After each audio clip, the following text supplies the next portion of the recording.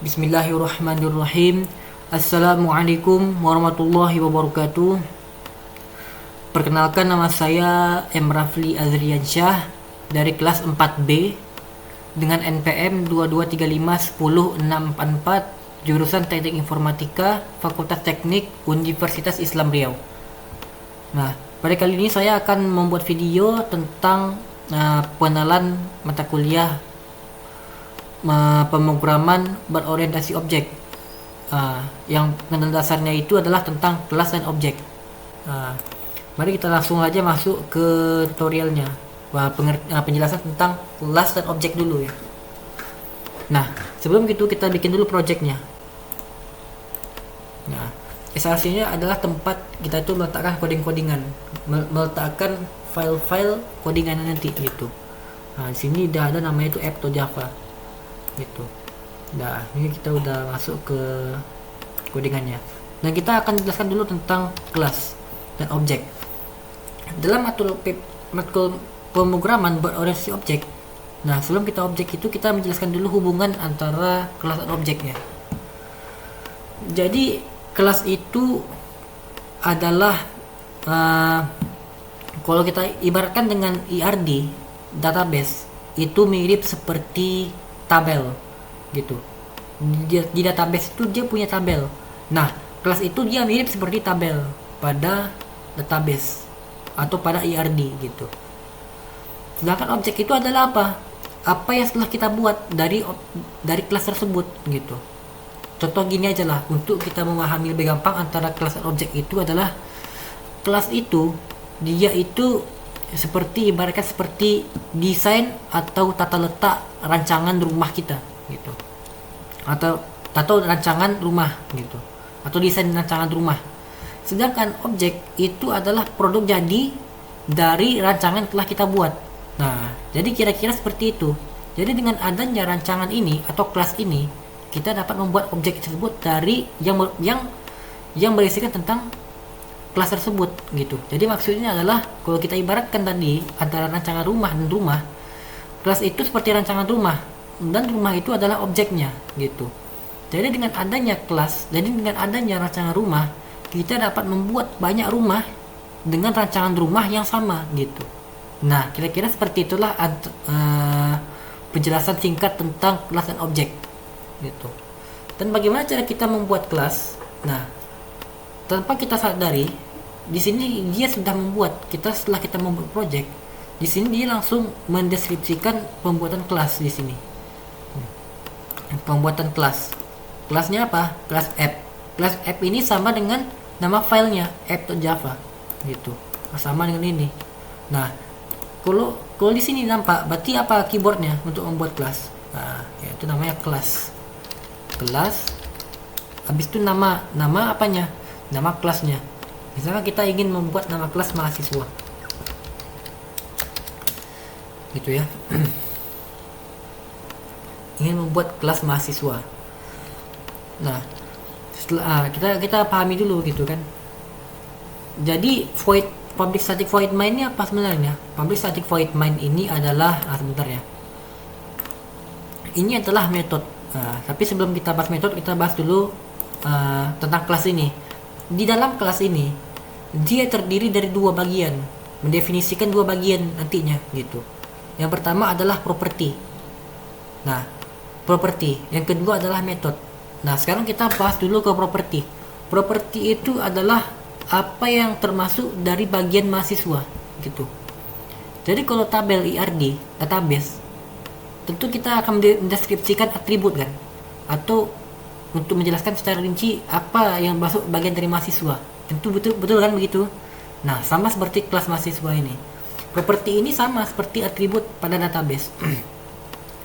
Dia itu akan menggambarkan secara rinci, akan mendapatkan secara kecil-kecil apa yang termasuk bagian dari mahasiswa. Contoh gini, kita manusia kan. Manusia itu apa yang mencirikan dia itu manusia?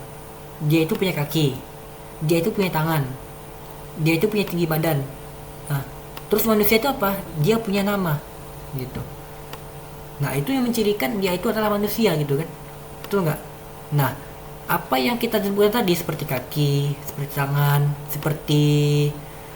uh,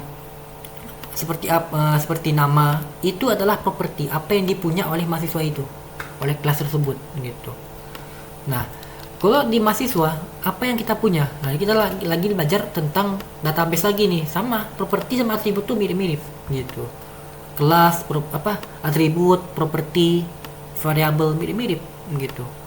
Tentu kalau kita belajar IRD mahasiswa itu mempunyai namanya itu nama, tentu dong. Mahasiswa itu punya nama gitu.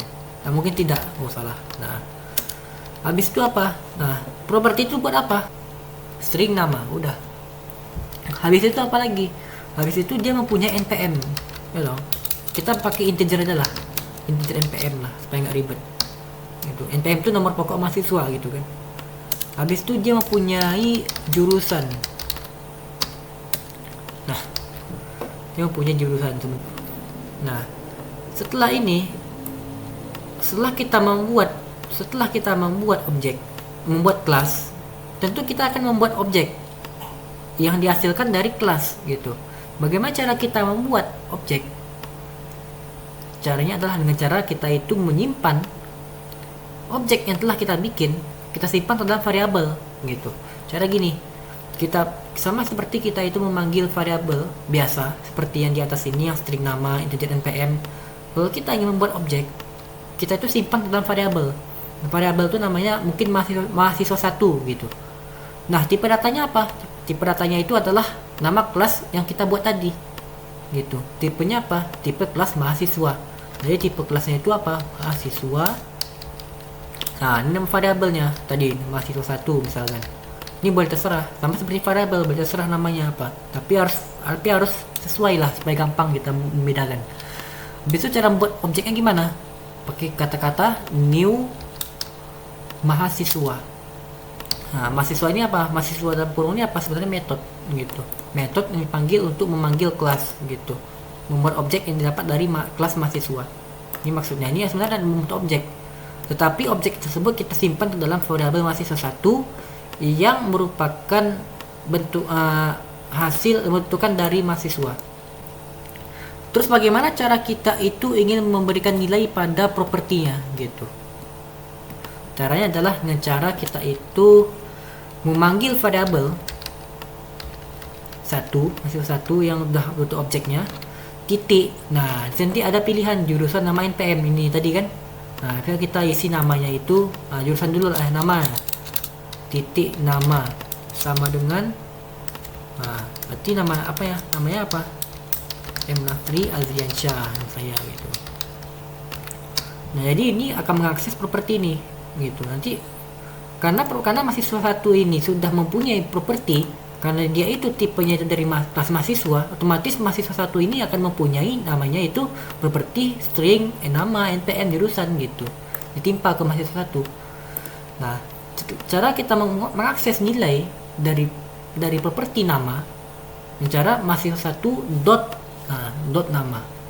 Lalu kita isi namanya itu, nama data itu seperti biasa gitu. Habis itu kita tampilkan di layar. Tampilkan apa? Mahasiswa 1, propertinya apa?